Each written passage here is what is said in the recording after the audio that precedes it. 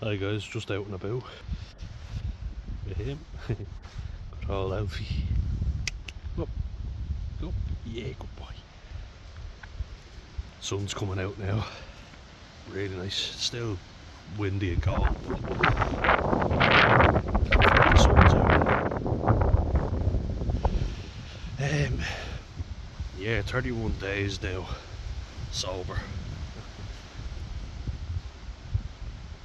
And nearly 80 days on mirtazapine. Actually, it is 80 days now, isn't it? It was just something I wanted to come on and touch on. Bear with me, I'm just coming out of a bad cold.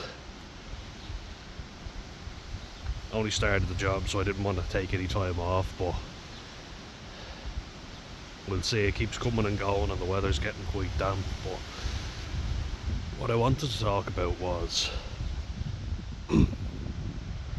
something which I've been talking about but kind of hinting at in videos. Now I want to dedicate a video to it. So that's sobriety and loneliness. So I think most people have heard the saying, you can be surrounded by people and be the most lonely person in the room. That's very true, and it resonates with me because if you don't connect to people, then you're alone, you know what I mean? And I'm used to being excluded, I'm used to being left out of stuff, I'm used to being rejected, laughed at, you know, and told you're wrong, the finger pointed at me.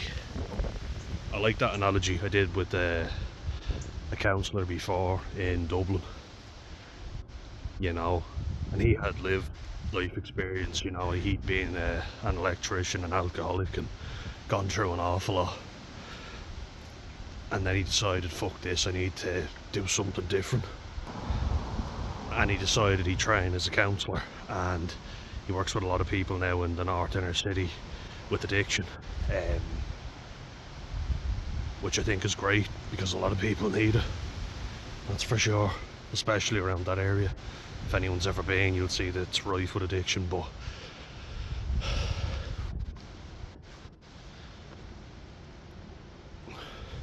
I think there's nothing worse than that feeling of loneliness, you know. Everybody else is picking up on stuff, everybody else is getting along, and you're not, you know.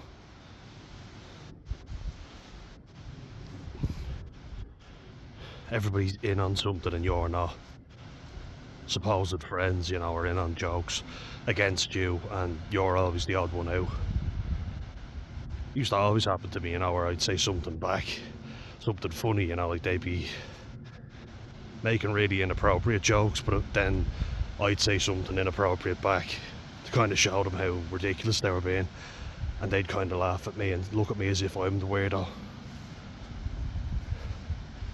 And it doesn't matter if you're being inappropriate or not, or if they're being inappropriate or not. If they're in on it together, then you're still the odd one out, you know. Majority rules, as I always say. If they're in on it together, then you're the one that sticks out. And I always, because I didn't pick up on stuff as fast,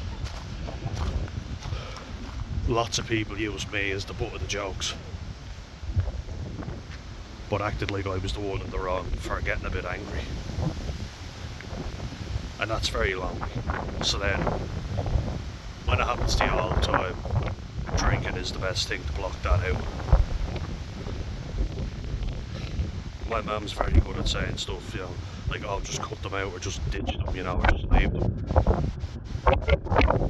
And I agree with it, but you realise you're cutting everybody out because they're all quite toxic in their own way. Good boy. Good lad. We're around a bit. The retriever and the panda. Mum. Boy.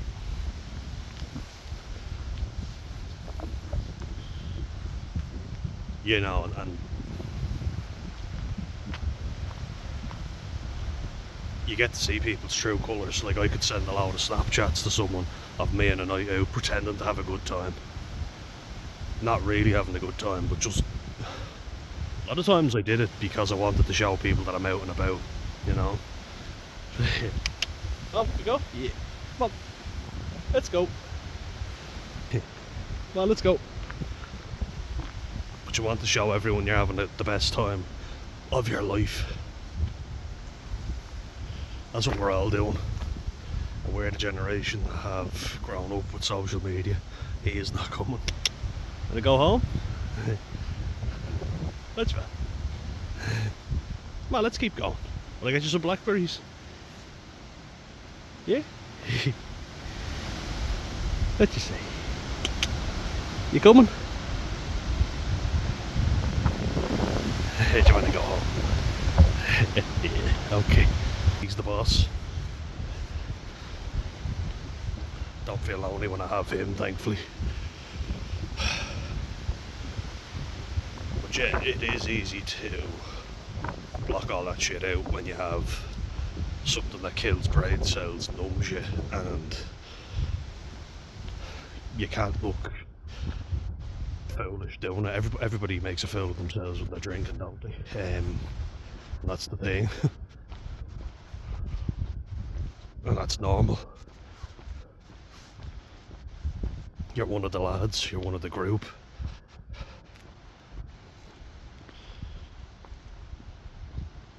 And people can say just go out and don't drink. That's when my anxiety gets triggered, which is what leads me to drinking. And actually, when I go to places and I tell people I'm not drinking and they all are, I feel sad. I feel like, oh my god, all the fun times are done. And that's being in the environment, you know.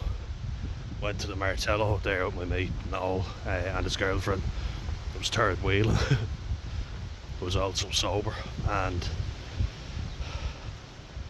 could see people, you know, sitting at the table having a laugh. I'd been for a swim, had a meal, done all the things that I needed to do to stay well. It was a lovely day. I still felt very lonely.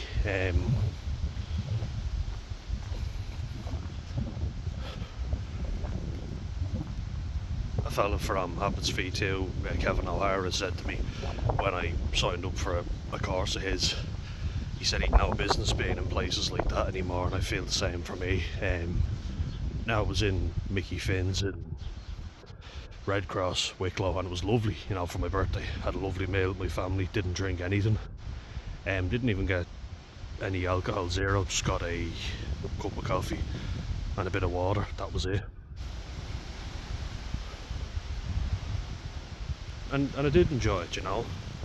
It's not going to be rip roaring, you know, it's not going to be the same mad excitement and chaos, but don't think my body or my mind could handle that anymore, so a pleasant life is definitely, it's underrated, you know, and people take it for granted, but I've lived a mad, chaotic life, and truth is, when I'm living the way I want to live, people think I'm boring, you know. They're like, well, why do you send me these things down at the beach all the time? Like, because it gives me joy. They're obviously not getting joy in the little things, but I am, and I'm gonna keep it going, but it's not easy, you know, it isn't easy. It's one step at a time, and a majority of people, especially in Ireland, you know, in the Western world, do drink, so you are going to be an anomaly, you know, and you are the minority, which means you're going to feel more lonely. It's inevitable. So that's why I want to just keep posting these videos and help you feel less lonely if you are thinking of doing it, you know, because especially if you're my age, like 27, I am definitely a minority because I'm not, I'm Irish, I'm white Irish, but I'm a minority in the sense of I look unusual because I don't drink, you know. say I'm a recovering alcoholic or anything like that, but I just know I can't do it. And I don't want to do it. It doesn't serve me anymore.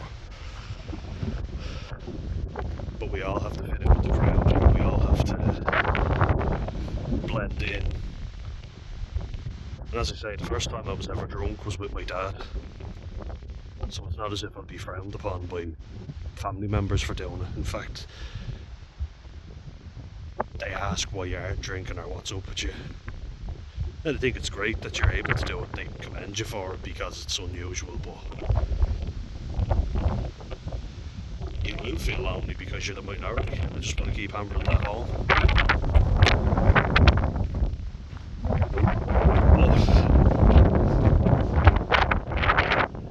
Another way of thinking of this is a majority of people are unhappy, you know. Clearly the world is not a very happy place. So who wants to be part of the majority? Because a lot of them are miserable, you know. It's all pretending to be happy, but they're not really. So be the minority, be the happy minority who aren't poisoning their body every day and their minds. It's not going to be easy, but it's definitely easier than it has been before, because there's no channels like this, or Bad Country, Abbott's B2, Steve Sober Living, you know, there was none of these channels. It's also liver disease, the fellow I'm watching, he was a former chef, and he has liver disease, you know, a cirrhotic liver, and is living with that. And he's lost a lot of weight, gotten very sick, you know. Stage 4 liver disease, which there's no coming back from, you know. You've got to get a transplant. So you're forced to stop drinking. I don't want to get to that stage. I want to nip it in the bud now. Over a month, just over a month now sober. Before that, only 4 points, but that was 4 too many. It's hard because you are surrounded by it, and everyone does it to unwind. But there are better ways of doing it, you know, and if we keep reaching out to each other on this, I hope this will be a way of connecting. You know, social media has become very divisive, but I'm hoping that we can connect, not divide, through this channel and others. You know, it's only small, there are bigger ones that I recommended, and I do recommend you check them out 100%. Can't recommend them highly enough. They've helped me, and I hope this and those channels helps you out, okay? You're not alone, and I'm here for you, so let's stick together, you know. God knows the world is divided enough, so reach out, leave a comment, whatever, and let me know your own drinking story. Be happy to hear, and too, aren't you? Yeah, good boy. Yeah. Better go into him now. That's all for me today, guys. Hope you're all well. Gonna head in, aren't we? Yeah.